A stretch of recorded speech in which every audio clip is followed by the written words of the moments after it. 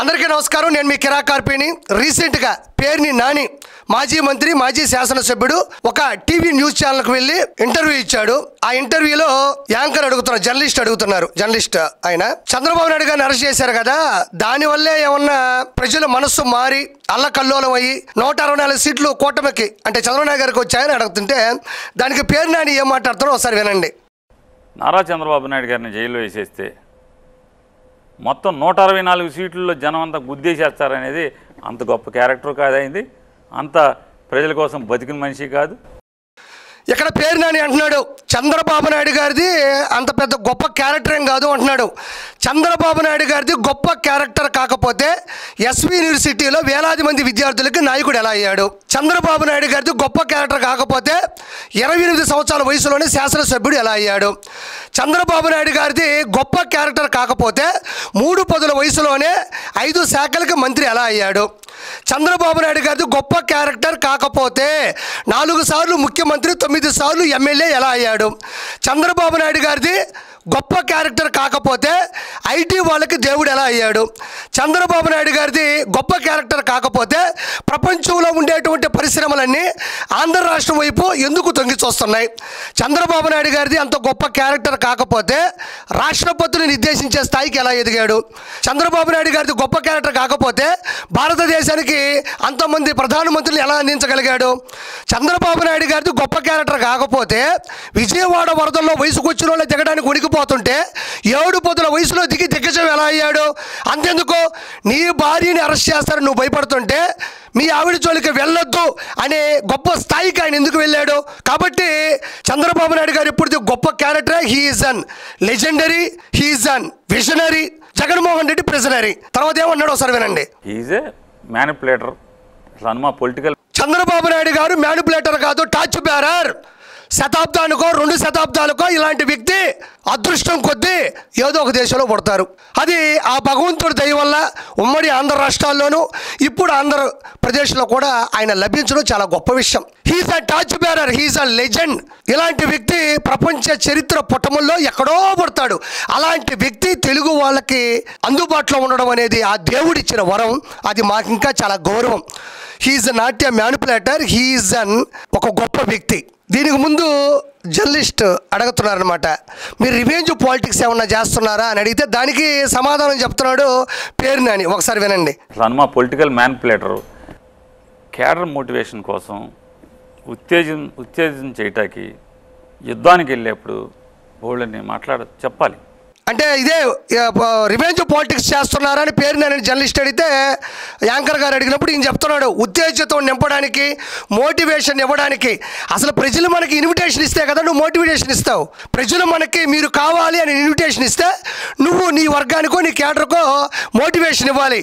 ఏదో ఇది పెద్ద దంగల్ సినిమా, చెకితే ఇండియా సినిమా, విజువల్ సినిమా, లేదా బాహుబలిలో అంటాడు నాతో వచ్చేదెవరు, నాతో చచ్చేదెవరు అన్నట్టు. మీతో వస్తేనే చచ్చినట్టు. మీ కార్యకర్తలను తీసుకెళ్ళి టైర్ల కింద వేస్తారు, మీ కార్యకర్తలకి గంజాయి ఇస్తారు, మీ కార్యకర్తలకి అట్టల మీద రప్పా అని రాయిపిస్తారు, మీ కార్యకర్తలను నిండా మోసం చేస్తారు, మీ కార్యకర్తల కుటుంబాన్ని సర్వనాశనం చేస్తారు. కాబట్టి ఈయన మోటివేషన్ ఇస్తున్నాడంట. ఏమంత యుద్ధం ఇక్కడ? వారు వన్ సైడ్ అయిపోయింది. వారు 2 వైపుల సమ ఉజ్జీలు ఉంటేనో, ఇద్దరు సమానంగా ఉంటేనో, చెడు మీద మంచి గెలవాలనుకుంటేనో మోటివేషన్ ఇస్తాం. మంచి మీద చెడు గెలవాలనుకుంటే దాన్ని మోటివేషన్ ఎందుకంటారు? అంటే చంద్రబాబు నాయుడు గారి మీద గెలిపించడం కోసం, గెలవడం కోసం ఈయనంట అద్భుతమైన మోటివేషన్ ఇస్తున్నాడంట. ప్రజలు మనకి ఇన్విటేషన్ ఇస్తే కదా గెలవమని మోటివేషన్ ఇవ్వడానికి. ఏది మార్పింగ్ ఫోటోలు పెట్టండి, మహిళలను బూతులు తిట్టండి, రప్పాలు రాయండి, టైర్ల కింద వెయ్యండి, ఇది మోటివేషను. ఇది రివెంజ్ పాలిటిక్స్ అంట. మనోడు చెప్తున్నాడు. అంటే మనం ఒక ఇంటర్వ్యూలో కూర్చున్నప్పుడు ప్రజలందరూ చూస్తున్నాగా మనం ఏం మాట్లాడుతున్నాం అన్న ఇంగిత జ్ఞానం కూడా లేకపోతే మీరు ఎందుకు కదా 11 సీట్లు వచ్చింది, మధ్యలో 5 ఎందుకు ఎగిరిపోయింది అనేది కూడా మనం ఒకసారి గుర్తించుకోవాలి. ఎప్పుడూ సమ ఉజ్జీల మీద అంటే ఇద్దరు సమానమైన వ్యక్తుల మధ్యన ఏదైనా యుద్ధం ఉండొచ్చు. ఎప్పుడూ గుర్తుపెట్టుకో, ప్రపంచ పుటముల్లో భారతదేశ యుద్ధాల్లో చెడు మీద మంచి గెలిచింది తప్ప మంచి మీద ఎప్పుడు చెడు గెలవలేదు.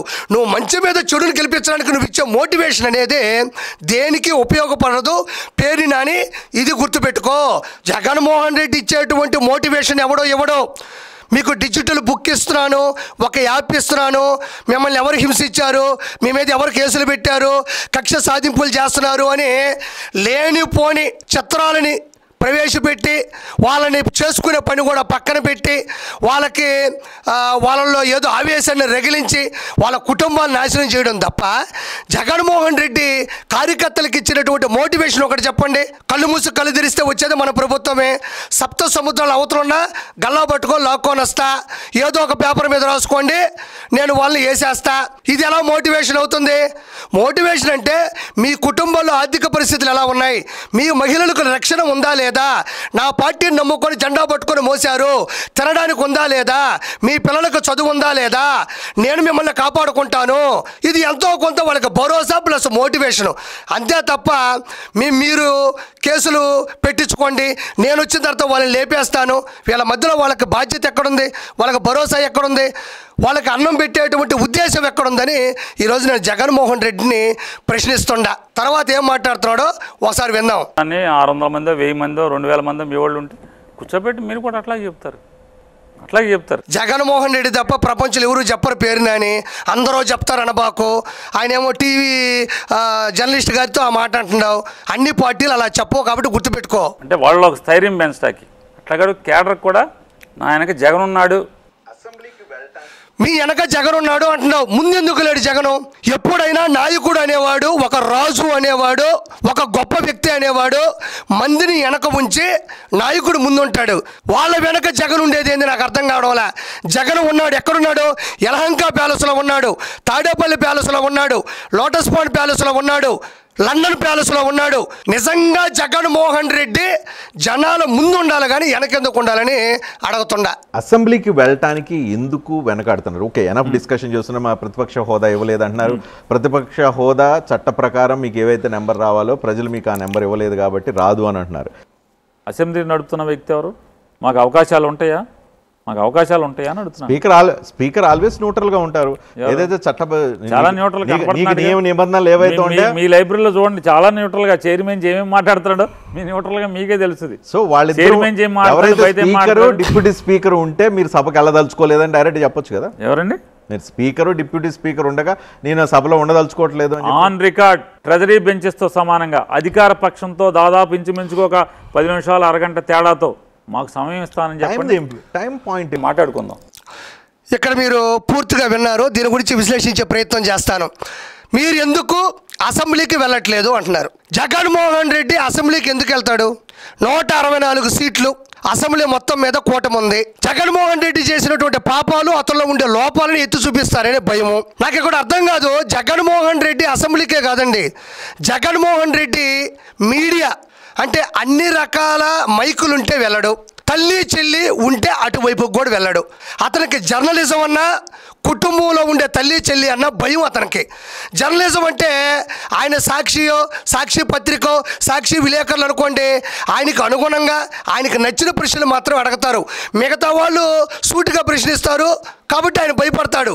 తల్లి చెల్లి అంటే ఇంకా భయం కాబట్టి అతను తల్లి చెల్లి అన్నా కూడా, లేదా మిగతా ప్రెస్ అన్నా కూడా భయపడతాడు. ఎందుకు? ఇక్కడ క్వశ్చన్ అడిగాడు, మీకు ప్రతిపక్ష హోదా లేదు కదా అంటున్నాడు. ప్రతిపక్ష హోదా అనేది జగన్మోహన్ రెడ్డికి ఎవరిస్తారు?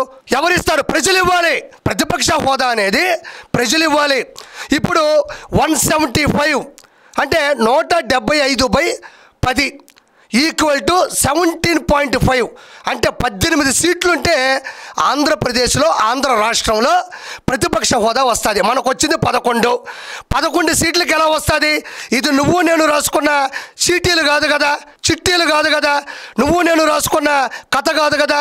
ఇది ప్రజాస్వామ్యం. రాజ్యాంగబద్ధంగా జరిగిన ఎలక్షన్స్లో 175/10 ఈక్వల్ టు 17.5 ఈక్వల్ టు 18 18 సీట్లు ఉండాలి. మనకు వచ్చింది 11 కాబట్టి ప్రతిపక్ష హోదా అనేది రాదు. ఇక్కడ ఆశ్చర్యకర విషయం ఏంటంటే తెలంగాణలో 119 సీట్లు ఉన్నాయి. 119/10 ఈక్వల్ టు 119/10 ఈక్వల్ టు 11.9 అంటే 11.9 ఈక్వల్ టు 12. జగన్మోహన్ రెడ్డికి తెలంగాణలో కూడా ప్రతిపక్ష హోదా ఎవరు? ఇక్కడేమో 12 ఉండాలి, అక్కడేమో 18 ఉండాలి.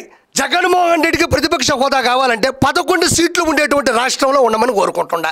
11 సీట్లు ఉండే రాష్ట్రానికే వెళ్ళు. నేను 11 గెలిచాను కదా అను. 11కి 11 అని చెప్పు. అప్పుడు నీ ప్రతిపక్ష హోదా వస్తుంది, 100% సీట్లు వస్తాయి, నువ్వు ప్రజలను కూడా ఇబ్బంది పెట్టవచ్చని నేను మనస్ఫూర్తిగా కోరుకుంటా ఉండా. ఈరోజు డిప్యూటీ స్పీకర్ అయినా ఎవరైతే గెలుస్తారో వాళ్ళకి సంబంధించినటువంటి వ్యక్తులే కదా అక్కడ ఎన్నుకోబడతారు. గతంలో వైఎస్ జగన్మోహన్ రెడ్డి గెలిచినప్పుడు కూడా డిప్యూటీ స్పీకర్ ఎవరండి? తమ్మినేని సీతారాం లేడా? ఉన్నాడు కదా. ఎవరు గెలిస్తే వాళ్ళు తాలూకా వాళ్ళు మాత్రం స్పీకర్లుగా నియమించుకుంటారు, వాళ్ళు న్యూట్రల్గా ఉంటారు. కాబట్టి లోపలికి వెళ్ళినప్పుడు మన స్థాయిని బట్టి, మన హోదాను బట్టి మైక్ ఇస్తారు. ఆ మైకులో నీ సమస్యలు ఏంటి అనేది నువ్వు అడుగు. నీకు అక్కడ ఇబ్బంది జరిగినా, నిన్ను ఎవరైనా తోసేసినా, నిన్ను ఎవరు తొక్కేసినా, నిన్ను ఎవరైనా కొట్టినా లైవ్లో కనబడతా ఉంటుంది. అప్పుడు నీ మీద సానుభూతి వస్తుంది కదా. జగన్మోహన్ రెడ్డికి మైక్ ఎందుకు ఎవరు? నువ్వు మాట్లాడుతూరా, మైకు ఖచ్చితంగా ఇస్తారు. నువ్వు మైండ్ పెట్టుకొని మాట్లాడే అవకాశం నీకు 100% ఉంది. నీకు కావాలంటే నీకు వినాయక చవితిలో లేకపోతే ఎంగడిగిరి జాతరలో పెట్టిన మైకులు తీసుకొచ్చి మాట్లాడాలంటే అవ్వదు. ఇక్కడ చివరిగా ఒక చిన్న ఉద్దేశం. ఇక్కడ మొదట్లో ఈ మన పేర్ని నాని మాట్లాడినాడు, దానికి ఒక చిన్న కౌంటర్ ఒకసారి ఇక్కడ వినండి. నారా చంద్రబాబు నాయుడు గారిని జైల్లో వేసేస్తే మొత్తం 164 సీట్లలో జనం అంతా గుద్దేసేస్తారనేది అంత గొప్ప క్యారెక్టర్ కాదైంది, అంత ప్రజల కోసం బతికిన మనిషి కాదు. ఇక్కడ పేర్ని నాని చంద్రబాబు నాయుడు గారిని అరెస్ట్ చేసేస్తే ఆయనకి అన్ని సీట్లు ఇచ్చే అంత గొప్ప క్యారెక్టర్ కాదు అంటున్నాడు. గతంలో ఇదే పేర్ని నాని ఏం మాట్లాడినాడు ఒకసారి వినండి. చంద్రబాబు నాయుడు గారు మాత్రం అతను ఎన్నిసార్లు కలిసినా, నాని భార్యను అరెస్ట్ చేద్దామని చెప్పి ఎన్నిసార్లు కలిసినా ఆయన మాత్రం పొరపాటును కూడా మైండ్ ఏమన్నా చెడిందంటే ఇంట్లో ఆడవాళ్ళకి అరెస్టులు చేయడం ఏంటి? మన టార్గెట్ పేర్ని నాని గారు. ఇక్కడ అర్థమైందా?